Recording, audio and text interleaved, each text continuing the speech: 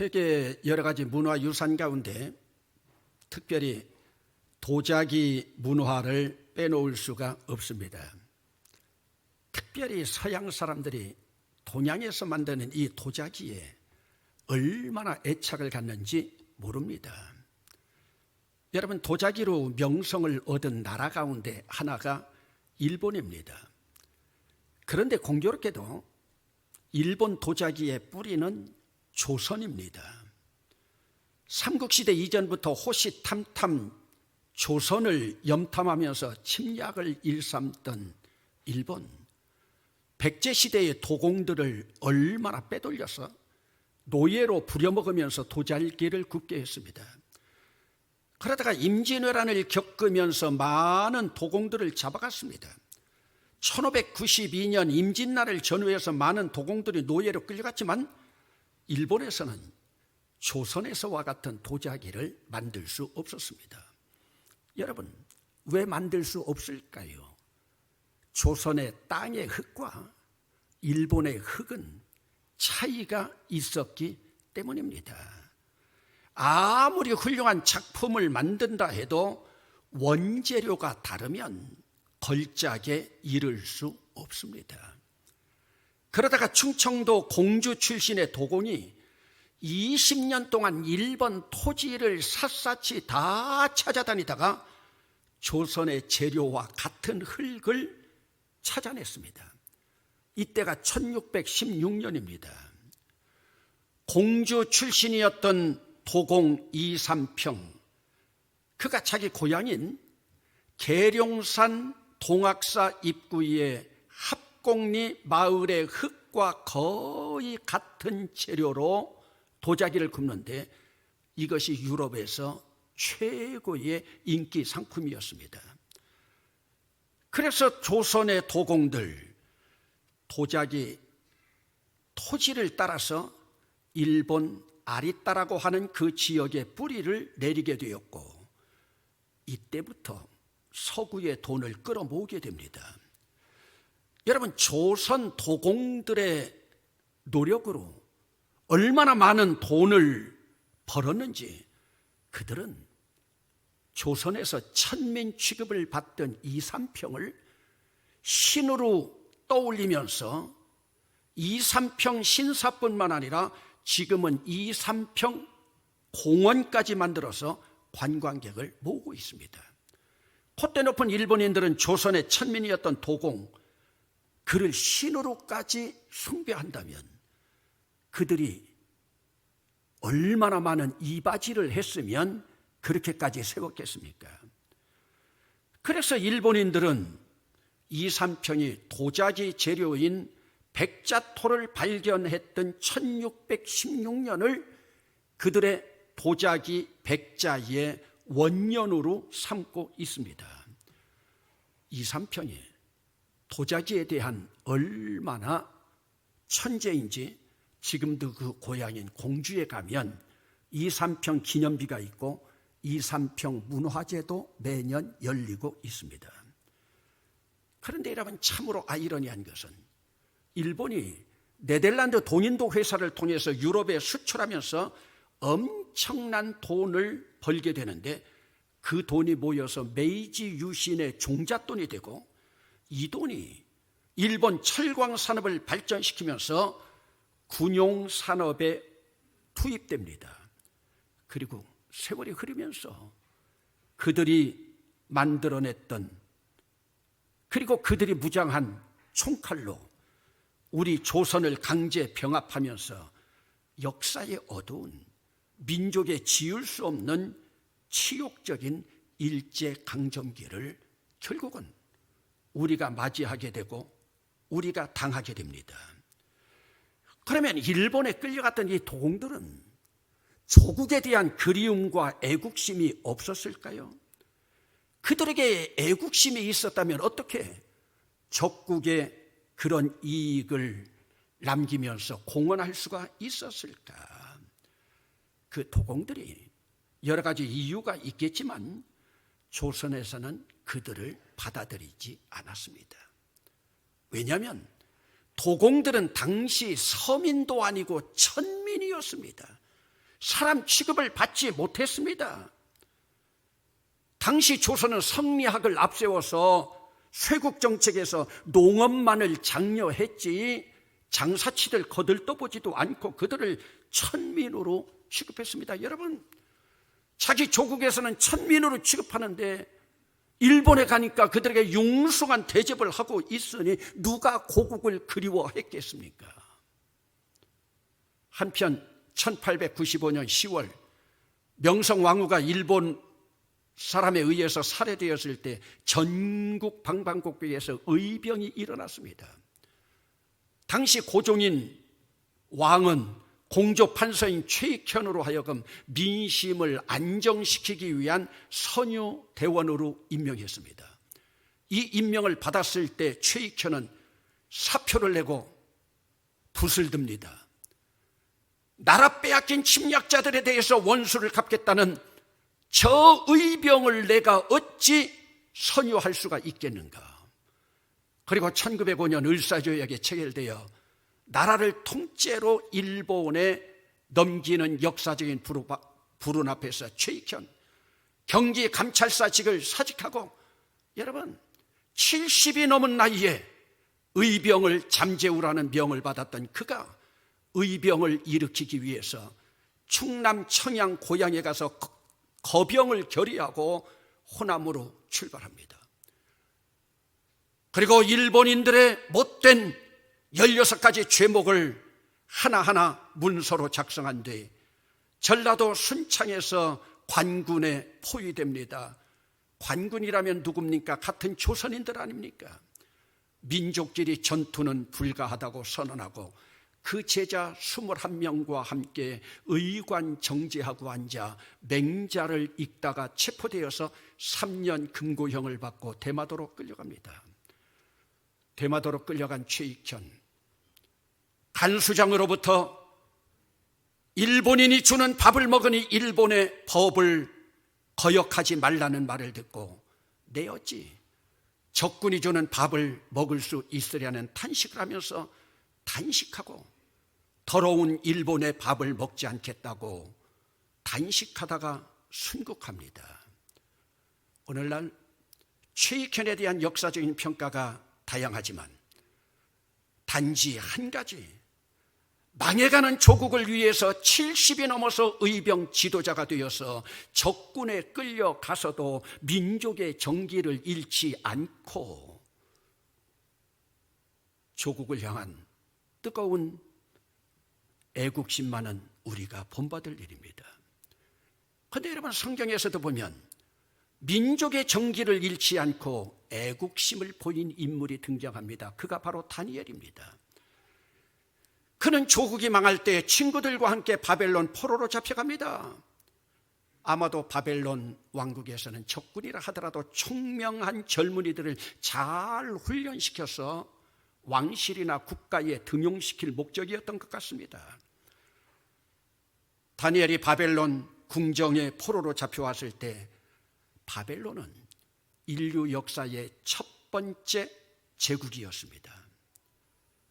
그런데 바벨론 제국의 왕실의 노예로 끌려온 다니엘과 친구들, 뜻을 정하고 제국의 왕이 하사하는 음식을 거절합니다. 여러분, 왕이 하사하는 산의 진미를 거절하고 채식만을 취합니다. 왜요? 우상 섬기는 제국의 음식을 거절하겠다는 거예요. 이것은 하나님 제일주의의 뜻을 새긴 그들의 정신입니다.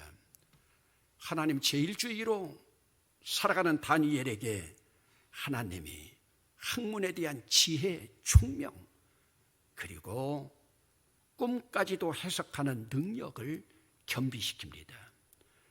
제국의 첫 통치자였던 침략자 느부갓네살 왕, 하나님 제일주의의 뜻을 정하고 금신상에 절하지 않는 다니엘과 세 친구들을 오늘날로 말하면 용광로라고 불리우는 풀무불에 집어넣습니다.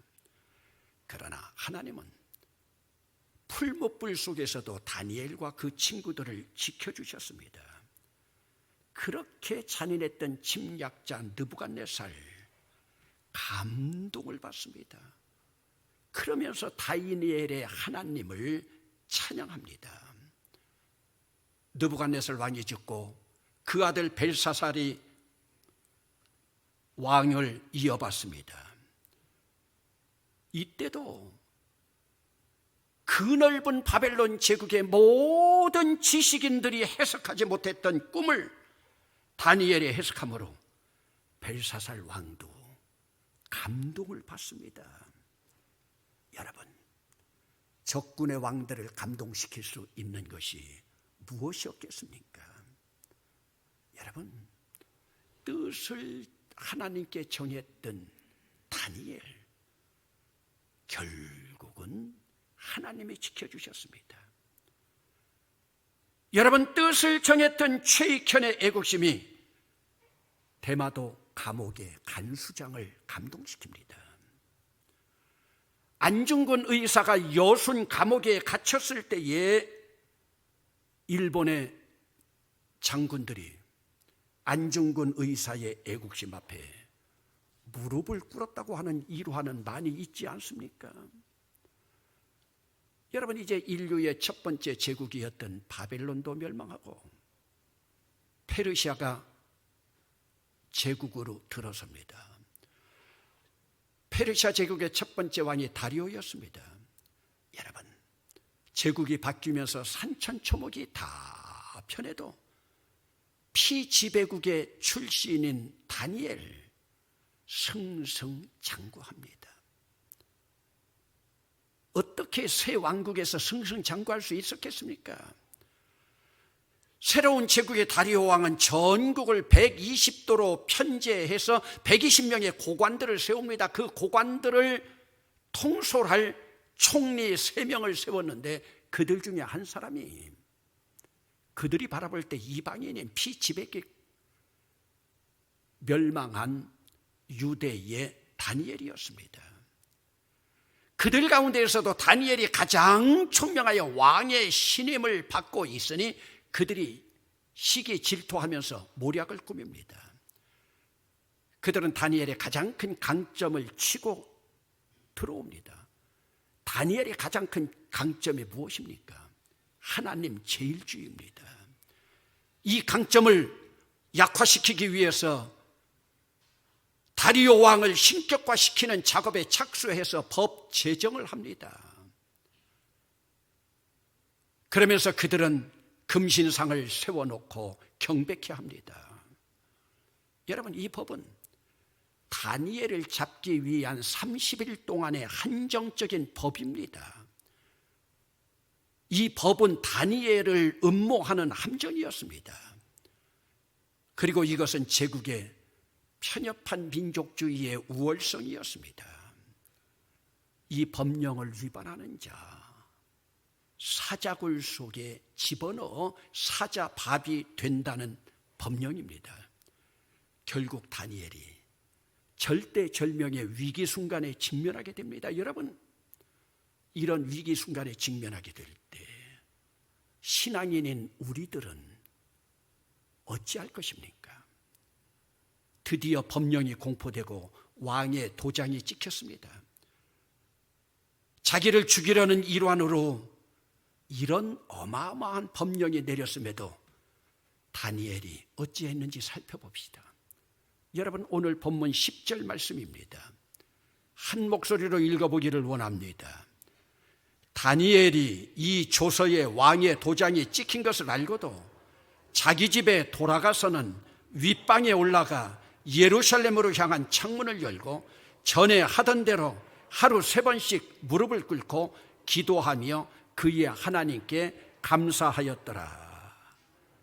여러분, 다니엘의 신앙의 행보는 변함이 없었습니다.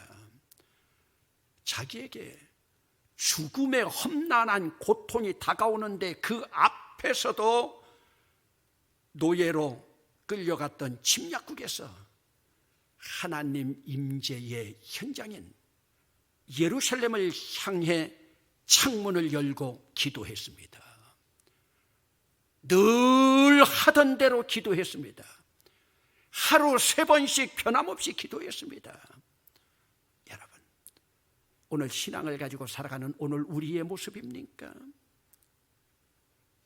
왕의 법령으로 선포된 한정적인 법을 피하기 위하여 30일 동안만 한시적으로 창문 닫고 기도할 수 있었습니다. 창문을 열어놓아도 다른 사람이 보지 못할 만큼 윗방이 아니라 아랫방에 가서 숨어서 기도할 수도 있었습니다. 하루 3번 기도한 것을 다른 사람이 보지 않는 새벽에 한 번만 할 수도 있었습니다. 무릎을 꿇지 않고 기도할 수도 있었습니다. 전에 하던 대로 하지 않아도 되었습니다. 그러나 다니엘, 전에 하던 그대로 했습니다. 사랑하는 성도 여러분, 3월이면 신학기가 시작되는데 오늘 다니엘이 전에 하던 이 모습대로 뜻을 정한 이것이 신학기를 시작하는 여러분 자녀들의 마음 자세가 되었습니까? 우리 자녀들이 신학기를 맞이하여 어떤 뜻을 정하고 있는 그때 부모들이 도움이 되고 있습니까? 그러면 여러분, 여기에 나타난 예루살렘이 어디입니까? 예루살렘은 이스라엘 백성들의 마음의 고향입니다. 이 예루살렘은 지역적으로 솔로몬 성전입니다. 이것은 그들에게 시온성이었고 그들에게는 바로 그들의 고국이었습니다. 그리고 그곳은 하나님 임재의 현장이었습니다. 믿음만으로 살아가던 다니엘, 포로로 끌려가 그렇게 눈물로 그리워하던 고국 땅 한 번도 밟아보지 못했지만 그에게는 만물을 주재하시는 천하만국의 홀로 하나이신 하나님, 천하만국의 홀로 하나이신 하나님께 어린 시절에 예배하던 그 추억과 하나님의 선민으로 삼아주신 시온과 고국에 대한 그리움, 이것이 그에게는 노스텔지어의 손수건으로 휘날리고 있었습니다. 여러분, 오늘을 사는 우리 신앙인들에게는 성전, 신앙의 터전일 뿐만 아니라 신앙인들의 고향이고, 그래서 다윗은 주의 궁정에서의 한날이 다른 곳에서의 첫날보다 나은즉 내 하나님 성전의 문지기로 있는 것이 악인의 장막에 거하는 것보다 낫다고 고백하지 않았습니까?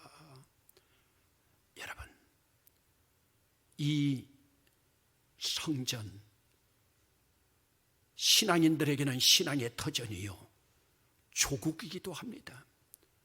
우리 신앙인들에게 십자가는 우리의 태극기이기도 하고 십자가는 우리의 민족이기도 하고 우리 신앙인들에게 십자가는 영원한 고향을 향한 우리의 소망입니다.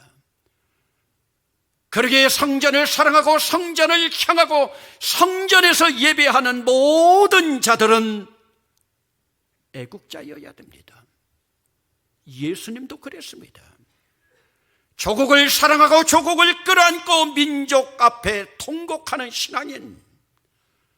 여러분, 역사적으로 성전을 사랑한 다윗이 그랬고 아수르의 말발고 풍전등화의 위기에 서 있던 나라를 구했던 히스기야가 그리했고 아운의 장터의 만세운동을 선도했던 17살의 유관순 열사가 그리했고 적장인 이또 히로부미를 저격하고 39의 나이에 당당하게 죽어간 안중근 의사가 그러했고 3.1 독립선언서에 서명한 16명의 기독교인들이 그러했고 대구의 만세 터져인 신명학교 개성학교가 그러했고 지금으로부터 102년 전 하얀 두루마기를 입고 만세운동에 참여했던 자들이 그러했고 그 당시 이 땅에 선교의 피를 뿌렸던 선교사들이 그러했습니다.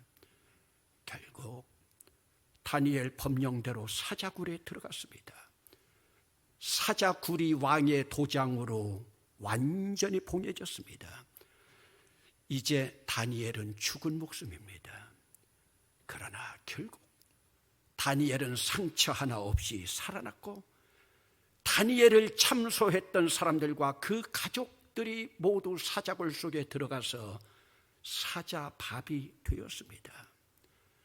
이제는 페르시아 제국의 왕인 다리오가 외칩니다. 다니엘의 하나님은 살아계신 하나님이요 영원히 변하지 아니하실 뿐이며 그의 나라는 멸망하지 아니할 것이요 그의 권세는 영원하리로다. 여러분, 페르시아 제국의 왕이었던 다리오가 외친 대로 바벨론도 멸망했습니다. 페르시아 제국도 멸망했습니다. 헬라 제국도 멸망했습니다. 로마 제국도 멸망했습니다. 오스만 제국도 멸망했습니다. 그러나 그 조그만 이스라엘 민족 아직도 살아서 숨쉬고 있지 않습니까? 동방에 떠오르는 아침의 나라 조선이여, 우리는 조선인으로서 하나님을 섬기는 복음의 역군으로 하나님 허락하신 십자가 병기를 들고 오늘날 이완용과 같이 나라를 망가뜨리는 자들이 많은 이때 내 조국을 위해서, 하나님을 위해서 뜻을 정하고 하나님 제일주의로 소망을 가지고 승리의 태극기, 승리의 십자가 휘날리지 않겠습니까? 기도합시다.